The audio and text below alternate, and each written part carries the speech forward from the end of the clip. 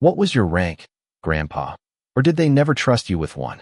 The question rang across the crowded mess hall just loud enough to pull dozens of eyes away from trays, conversations, and the afternoon sunlight pouring through the tall windows. A few young Marines chuckled before they even heard an answer. They expected one.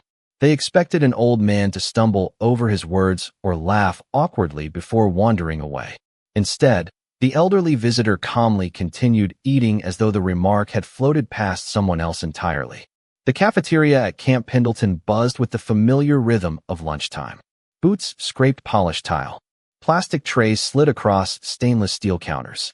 Fresh coffee mingled with the scent of grilled chicken and warm bread, while televisions mounted near the ceiling silently replayed morning news beneath rows of American flags and unit banners. At a small table near the far corner sat William Carter, 87 years old, wearing faded blue jeans, worn brown work boots, and a simple olive jacket that had clearly survived decades longer than fashion intended. His silver hair was neatly combed. His shoulders remained straight despite his age. His movements were slow but deliberate, the kind that belonged to someone who had long ago stopped rushing simply because everyone else did. Across the aisle, Corporal Ryan Brooks leaned back in his chair with the easy confidence of a Marine barely 24 years old.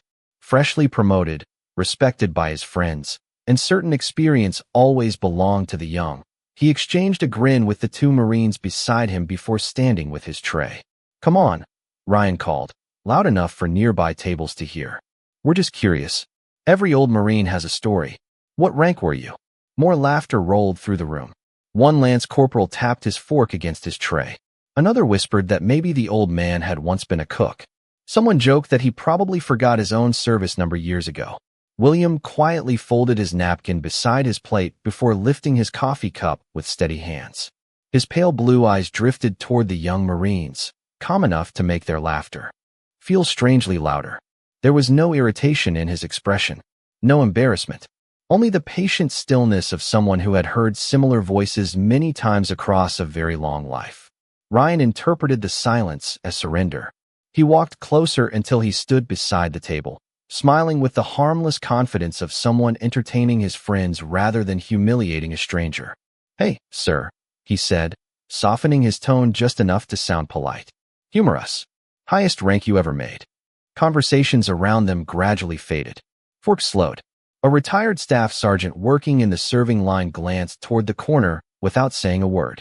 Even one of the civilian kitchen employees paused while wiping a countertop, her attention settling on the old man who had quietly eaten lunch there twice that week without drawing notice.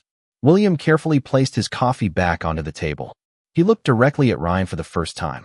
His gaze was clear, unwavering, and oddly familiar, though none of the young Marines could have explained why. It was not the look of someone challenged. It was the look of someone measuring whether the moment deserved an answer. Outside the windows, a warm California breeze rippled the flags above the parade ground. Somewhere beyond the building, a helicopter passed overhead, its distant rotors blending into the ordinary soundtrack of the base.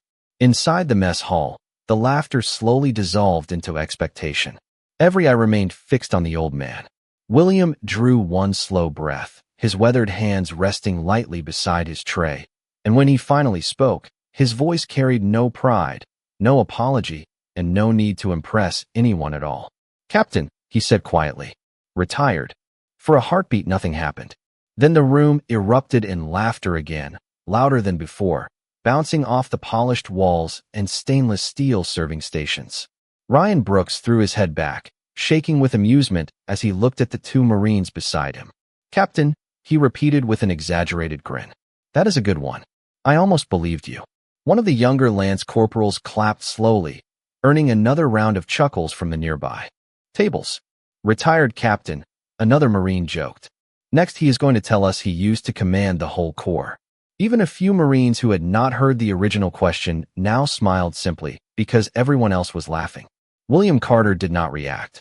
He reached for the small paper packet beside his tray, unfolded it carefully, and sprinkled a little black pepper onto his mashed potatoes with the same patient precision he had used moments earlier. His hands never trembled.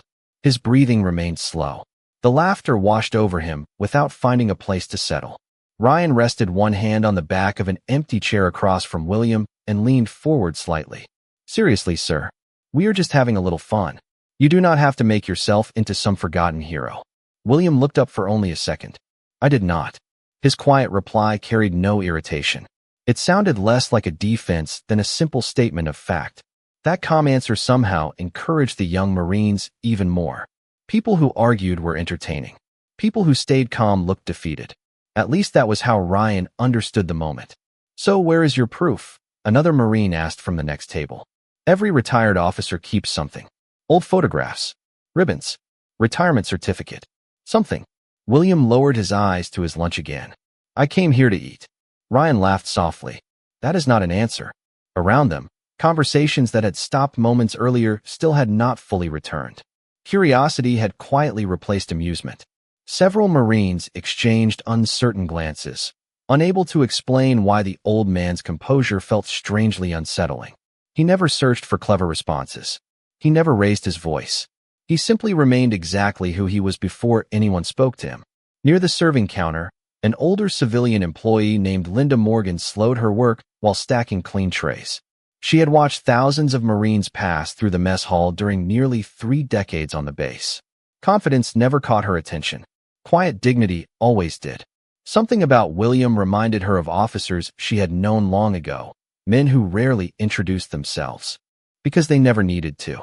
At the far end of the dining hall, Master Gunnery Sergeant Michael Donovan entered carrying a black coffee and a folder tucked beneath one arm. He had intended to grab lunch before an afternoon briefing, but the unusual silence scattered through parts of the cafeteria immediately drew his attention. Marines usually laughed loudly. They rarely gathered around one elderly visitor. Donovan slowed his pace without interrupting anyone. Years of experience had taught him that listening first often revealed more than asking questions. Ryan smiled again, trying one last time to keep the crowd entertained. All right then, Captain. Which unit? William gently folded the edge of his paper napkin between weathered fingers before answering. That was a long time ago. Convenient, Ryan replied with a playful smirk. You forgot. William looked toward the bright windows where sunlight reflected across the parade ground outside. No, he said softly. Some things are simply not improved by talking about them every day. The sentence settled over the nearby tables with unexpected weight. Ryan opened his mouth to answer, but before another joke could leave his lips, his eyes drifted toward the old leather wallet resting beside William's tray. The cracked brown leather looked decades old, and tucked just inside the partially open fold, something small and tarnished caught the afternoon light for only an instant. Ryan Brooks reached toward the old wallet almost absent-mindedly, the way someone might reach for a curious object sitting on a table without considering whether it belonged there. Mind if I see what a retired captain carries? He asked, although his hand was already halfway there. William Carter's calm blue eyes shifted from his coffee cup to the weathered leather wallet. For the first time since entering the mess hall, a faint change crossed his expression. It was not anger. It was not fear. It was quiet concern. Please leave that where it is, William said gently. His voice remained steady, almost fatherly, but something inside those few words caused Linda Morgan to stop stacking trays altogether. Ryan only smiled. Relax, sir. I am not stealing it. He carefully pulled the wallet closer and noticed that a small brass insignia, darkened by age and polished smooth around the edges from decades of handling, rested inside one of the worn inner pockets. It was not shiny. It was not impressive. Compared to the bright modern rank insignia worn by active-duty officers, it looked almost forgotten. Ryan held it between 2 fingers and lifted it into the sunlight streaming through the nearby window. This, he laughed. Is this supposed to prove you were a captain? Several Marines leaned closer to get a better look. One shrugged. Looks like something from an antique store. Another laughed. Maybe he bought it at a flea market. Ryan turned the small brass insignia over in his hand. Tiny scratches covered its surface. One edge appeared slightly bent, as though it had once been pressed beneath something heavy many years earlier.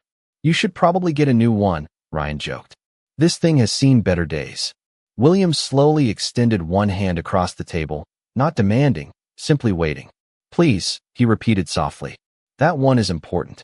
Ryan hesitated for only a second before lightly tapping the insignia with one finger. Important because it is old? The instant his fingertip touched the worn brass, William's eyes no longer saw polished cafeteria floors or bright California sunlight. The voices around him faded beneath another sound carried across half a century. Rotor blades rolled somewhere above a humid valley. Heavy air smelled of wet earth, engine oil, and rain resting on dense jungle leaves. A much younger lieutenant stood only a few feet away, his face streaked with exhaustion, his breathing uneven after hours that had seemed to last forever. The young officer slowly removed the brass captain's insignia from his own uniform, holding it in his open palm before looking toward William with an expression that carried more gratitude than words could ever hold. "Take it," the lieutenant said quietly. "Regulations can replace brass. They cannot replace the man who kept the rest of us together." William remembered trying to refuse. The lieutenant insisted anyway, carefully pressing the insignia into his hand with a smile that carried equal parts relief and respect. "Someday," the young officer had said, "I hope I earn the right to wear another one." The memory dissolved as quickly as it had arrived. Warm afternoon sunlight returned. The familiar sounds of trays, dishes, and distant conversations slowly replaced the fading echo of helicopter rotors. Ryan still stood there smiling, completely unaware that he had awakened a memory more valuable than any metal locked inside a display case. William quietly accepted the insignia after Ryan finally placed it back into his waiting hand. He brushed his thumb across the worn brass with extraordinary care before returning it to the old wallet. Around them, the laughter had become noticeably quieter. Even those who still believed the old man had invented his story found themselves speaking more softly than before. Across the room, Master Gunnery Sergeant Michael Donovan had not moved since entering the cafeteria. His experienced eyes remained fixed not on the insignia itself, but on the expression that crossed William Carter's face the moment he touched it. Donovan had seen that look only a handful of times in his career. It was the look of someone remembering people instead of possessions. And suddenly, he found himself wondering whether the elderly visitor at the corner table was not merely telling an old story, but carrying one that the Marine Corps itself had almost forgot. Master Gunnery Sergeant Michael Donovan remained where he was, one hand wrapped around a paper coffee cup that had already gone cold. The folder beneath his arm no longer mattered. Every instinct built through 32 years in the Marine Corps told him something about the elderly visitor deserved far more attention than the afternoon briefing waiting across the base. He had watched young Marines challenge older veterans before. Most reacted with frustration. Some proudly listed medals or assignments. William Carter had done neither. He had protected a worn piece of brass with greater care than most people reserved for expensive jewelry, and when he touched it, there had been something in his eyes that no performance could imitate. Donovan quietly stepped away from the serving line without attracting attention. Ryan Brooks and his friends were still gathered around William's table, although the playful energy had begun to fade.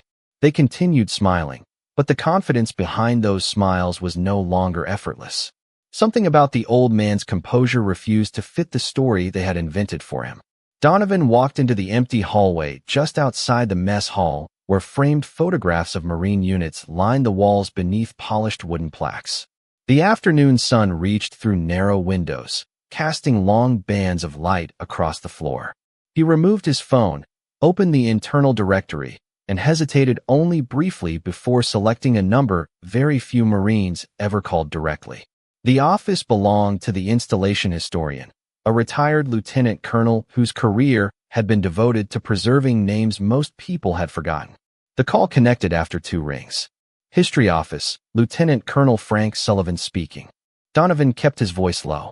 "Frank, this is Michael Donovan at Camp Pendleton. I need a quick favor." "That depends on how quick." "I have an elderly visitor sitting in the main mess hall. Says he retired as a captain. Name is William Carter." Silence answered for nearly 3 seconds. Not confusion, not recognition, simply silence. "Do you have a middle initial?" Sullivan finally asked. Donovan looked back through the open doorway toward the old man, who had resumed eating as though nothing unusual had happened. "No. White male. About 87. Carries an old brass captain insignia that looks older than both of us." Another pause followed. Donovan heard a keyboard begin clicking. There were a lot of William Carters. "I figured. Give me a minute." Donovan waited, his eyes remaining fixed on the quiet scene inside the cafeteria. Ryan had finally taken a seat across from William instead of standing over him. His friends still lingered nearby, searching for another joke that somehow refused to come naturally. Linda Morgan continued watching from behind the serving counter, pretending to organize trays while never taking her eyes off the corner table. The atmosphere inside the mess hall had subtly changed. The laughter had not disappeared, but it now belonged to other conversations. Around William Carter, curiosity had replaced amusement. Back through the phone came the sound of another keyboard followed by a slow breath. "Michael," Sullivan said carefully. "Did he volunteer any unit information?" "No. He avoided talking about himself." "Interesting." More typing echoed across the line. "There is one record that keeps appearing, but most of it is archived under restricted historical files. That is unusual for someone who retired as a captain." Donovan frowned. "Restricted?" "Yes. I cannot access everything from here." Sullivan's voice lowered slightly. "You may want to verify this through headquarters instead of assuming he is simply another retired officer." Donovan looked once more toward William. The old Marine quietly thanked a young cafeteria employee who had refilled his coffee without being asked. The gesture was so ordinary that it somehow made the unanswered questions even larger. Donovan ended the call and immediately opened another contact. This time his thumb hovered over the name of Colonel Richard Hayes, the base operations chief. Calling him over a misunderstanding in the mess hall could easily seem excessive. Yet another lesson from decades in uniform quietly surfaced in Donovan's memory. The Marines who looked the least important were sometimes the ones whose stories reached far beyond what appeared in any official introduction. After one final glance toward the elderly captain sitting peacefully with his lunch, Donovan pressed the call button. Colonel Richard Hayes answered on the second ring with the clipped efficiency of a man balancing 3 responsibilities before noon. "Hayes." Michael Donovan kept his voice measured. "Sir, I apologize for interrupting, but I believe you should verify a retired Marine currently sitting in the main mess hall." A brief pause followed. "Is this a security issue?" "No, sir." "Medical?" "No, sir." Donovan glanced through the doorway once more. William Carter had finished his meal and was quietly stirring another cup of coffee while Ryan Brooks remained seated across from him, no longer joking, no longer entirely comfortable. "It is something I cannot explain, Colonel. His name is William Carter. He claims he retired as a captain." Hayes gave a quiet sigh. "Michael, we have thousands of retired captains." "I understand, sir." "Then why am I hearing about one during the middle of my operations meeting?"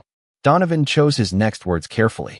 "Because the installation historian found restricted historical records attached to that name, and because I have spent 3 decades around Marines. That man does not carry himself like someone telling stories." Silence lingered for a moment. Hayes had learned long ago that Donovan rarely called without reason. "Stay where you are," the colonel finally replied. "Do not make a scene. I will check myself." The line disconnected. Several miles away inside headquarters, Colonel Hayes turned away from the conference table where staff officers continued discussing routine scheduling matters. He stepped into his office, closed the door, and logged into the historical personnel archive normally reserved for command-level verification. He typed William Carter into the search field. Hundreds of entries appeared. He refined the search using estimated age, retired Marine officer, and Vietnam era. The list immediately shrank. One file displayed an unusual symbol beside the name instead of the normal service record indicator. "Access restricted. Historical command authorization required." Hayes frowned. Most retired officers never received that designation. Curious now, he submitted command credentials. The system paused longer than expected before another window appeared.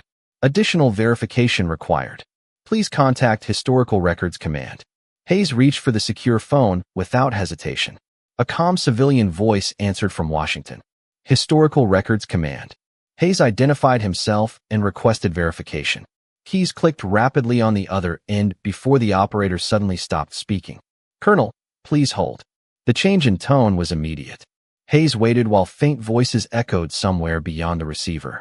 Less than a minute later, another voice replaced the first. Older, sharper.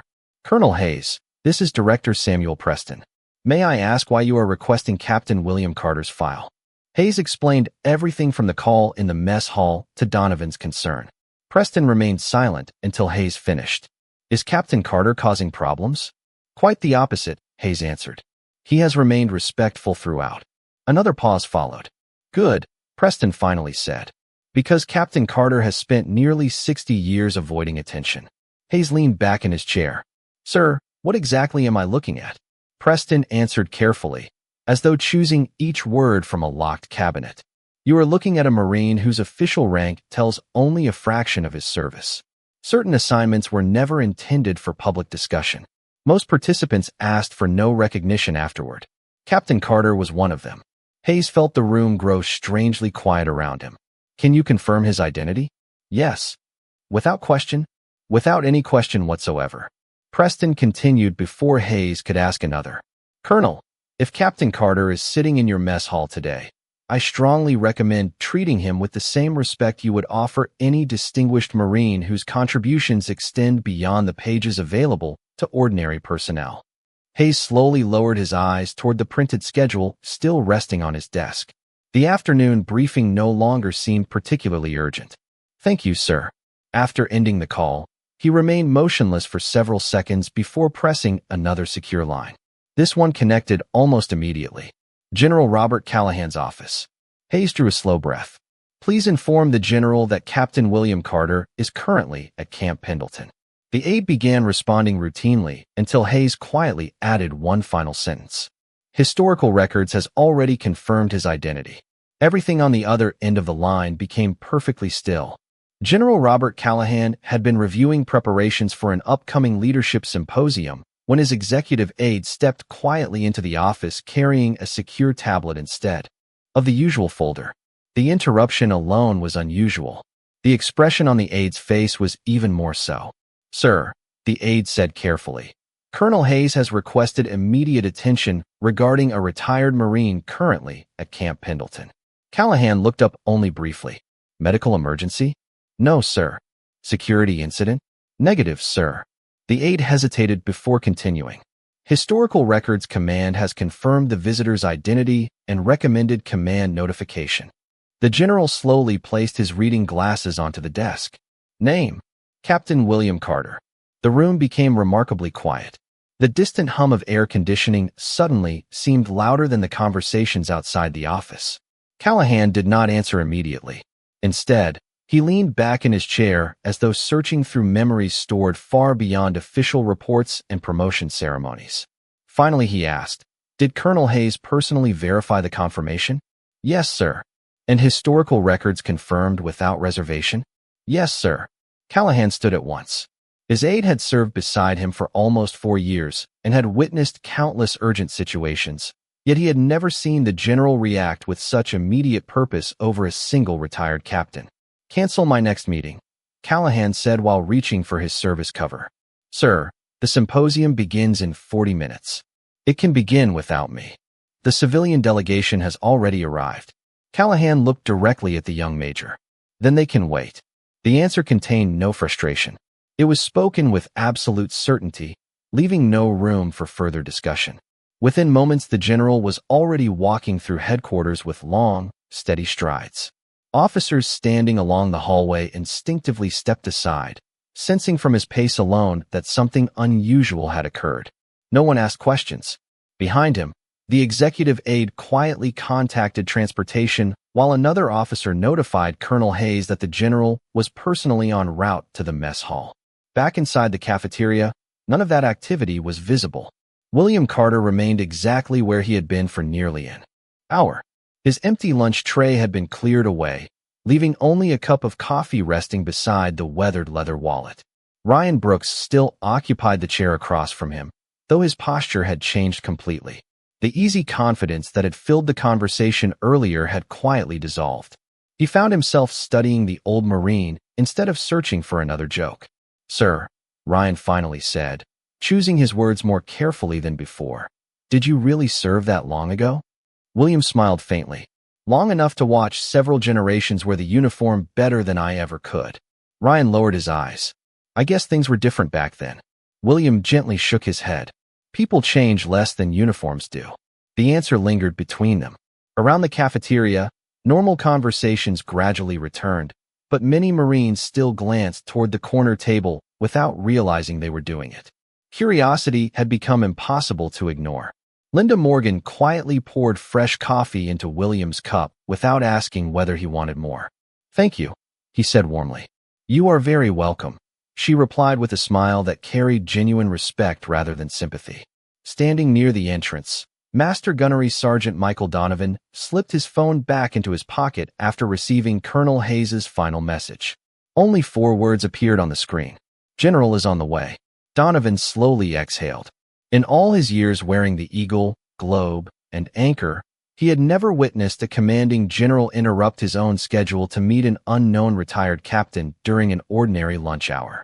Whatever history surrounded William Carter extended far beyond rumors whispered between old Marines. Donovan looked across the room once more.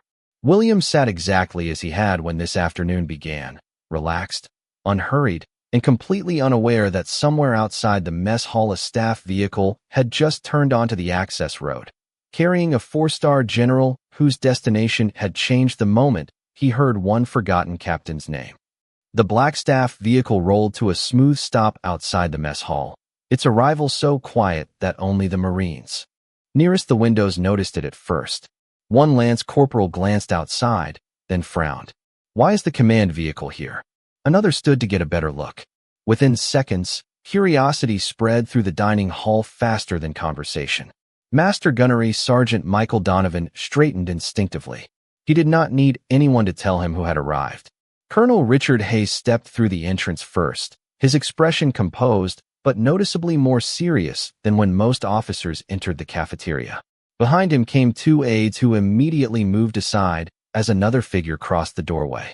Every conversation inside the mess hall stopped without anyone giving the order. General Robert Callahan entered with the calm confidence that belonged to someone who had spent a lifetime carrying responsibility rather than displaying authority. Marines rose from their chairs almost automatically. The scraping of dozens of chairs echoed across the room before complete silence settled over the building. Ryan Brooks stood so quickly that his chair nearly tipped backward. His pulse quickened. He had never been this close to a 4-star general before, and certainly not during an ordinary lunch. He expected the general to inspect the room, exchange greetings with senior leaders, or continue toward the command dining area.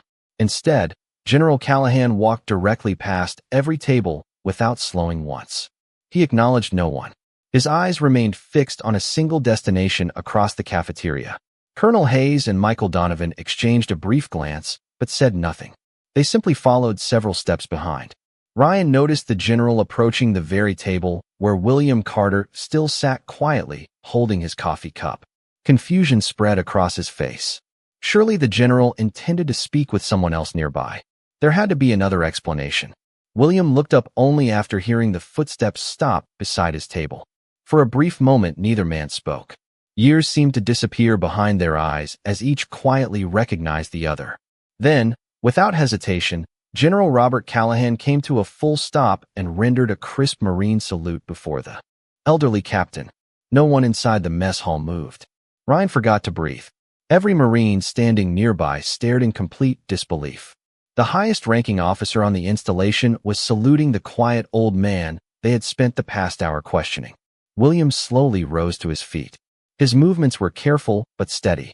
He returned the salute with equal precision, not hurried, not theatrical, simply correct in every detail. When both men lowered their hands, a warm smile appeared on the general's face, replacing the formal expression he carried into the building. "Captain Carter," he said softly, "I was beginning to wonder if I would ever have the privilege of seeing you again." William's smile was gentle. "You have done well for yourself, Robert." Hearing the general addressed by his first name sent another wave of stunned silence through the room. Ryan looked toward Donovan, convinced he must have misunderstood. The master gunnery sergeant offered no explanation. His attention remained fixed on the 2 Marines standing before one another like old friends separated by decades instead of rank. General Callahan extended his hand. William accepted it with quiet familiarity. The handshake lasted only a moment, yet it carried the unmistakable comfort of shared history rather than formal ceremony. "You should have told us you were coming," the general said. William gave a faint shrug. I only wanted lunch. A soft laugh escaped the general. That sounds exactly like you. The warmth faded from Callahan's expression as he slowly turned toward the gathered Marines. His eyes settled first on Ryan Brooks, then drifted across the room where every Marine remained standing in respectful silence. Who spoke with Captain Carter when he arrived? Ryan swallowed before stepping forward. I did, sir. Did Captain Carter identify himself when asked? Yes, sir. Did he treat anyone here with disrespect? Ryan lowered his eyes. No, sir. The general nodded once. That answer tells me everything I needed to know. No one inside the mess hall dared break the silence that followed, because every Marine suddenly understood that the ordinary afternoon they thought they were living had quietly become a moment they would remember for the rest of their careers. General Robert Callahan allowed the silence to settle before speaking again. He had addressed formations of thousands, testified before committees, and spoken beside presidents. Yet his voice now carried the quiet weight reserved for moments that mattered far more than ceremonies. Most of you have never heard Captain Carter's name, he said, looking across the rows of Marines standing motionless with their trays forgotten on the tables. That is not because his service lacked importance. It is because Marines like him finished their work without asking history to remember it. No one shifted. Even the kitchen staff stood still behind the serving line. Ryan Brooks kept his eyes lowered, replaying every careless word he had spoken since lunchtime began. General Callahan slowly turned back toward William Carter. Sir, may I? He asked, gesturing toward the empty chair beside the old captain instead of the seat across from him. William smiled faintly. You never needed permission before, Robert. A ripple of quiet surprise moved through the room as the general pulled out the chair and sat beside the retired captain rather than above him or across from him. There was no display of authority, only unmistakable respect. Colonel Richard Hayes remained standing nearby, while Master Gunnery Sergeant Michael Donovan quietly folded his hands behind his back. Neither man interrupted. They understood they were witnessing something that would never appear on a training schedule. Callahan looked down at the weathered leather wallet resting beside William's coffee cup. You still carry it? William nodded. Some habits survive retirement.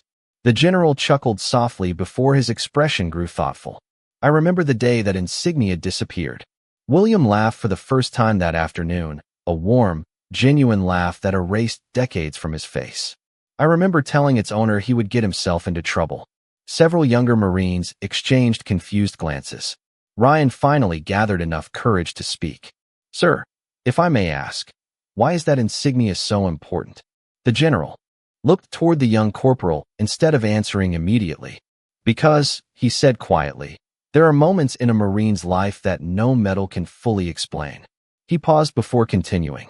Many years ago, a young lieutenant found himself responsible for far more Marines than he believed he could lead. He was fortunate that Captain William Carter happened to be standing beside him. When everything seemed uncertain, Captain Carter remained exactly who you have seen today. Calm, patient, focused on everyone except himself. Callahan did not describe operations or missions. He offered no dramatic stories and named no places. Instead, he smiled toward William with unmistakable gratitude. I learned more about leadership during those days from this man than I did during many schools afterward. William quietly shook his head. You learned because you listened. Only because you taught without trying to impress anyone, the general replied. The words settled deeply across the room. Ryan slowly looked at the old captain again. He no longer saw faded blue jeans, worn boots, or an ordinary elderly visitor. He saw someone who had quietly shaped the career of the four-star general sitting beside him. Linda Morgan discreetly brushed a tear from the corner of one eye before returning to the coffee station. Colonel Hayes noticed several young Marines unconsciously standing a little straighter, not because they had been ordered to, but because respect had quietly replaced assumption. General Callahan carefully picked up the worn brass insignia from the table after William gave a small nod of permission. He held it with extraordinary care before turning toward the gathered Marines. Some of you see scratched brass, he said. I see a reminder that character cannot be measured by appearance, age, or the volume of someone's voice. He gently placed the insignia back into William's waiting hand. And I see one of the finest Marines I have ever had the privilege to know. No applause followed. None was needed. The silence filling the mess hall carried far greater meaning than any words anyone might have spoken. For several long moments, no one spoke. The mess hall that usually echoed with conversation, laughter, and the clatter of trays remained wrapped in complete silence. Outside, the California afternoon continued as though nothing unusual had happened. A transport helicopter crossed the distant sky. A formation of young Marines marched across the parade ground. Somewhere beyond the windows, a bugle sounded the passing hour. Yet inside the dining hall, time itself seemed to have slowed. William Carter slipped the weathered brass insignia back into his old leather wallet and closed it with the same careful movement he had repeated for decades. There was no ceremony in the gesture, only gratitude. He looked toward General Robert Callahan and smiled. "I believe I have taken enough of everyone's lunch break." The general returned the smile. "You have given everyone here something far more valuable than an extra few minutes, sir." William quietly stood, lifted his faded jacket from the back of the chair, and settled it over his shoulders.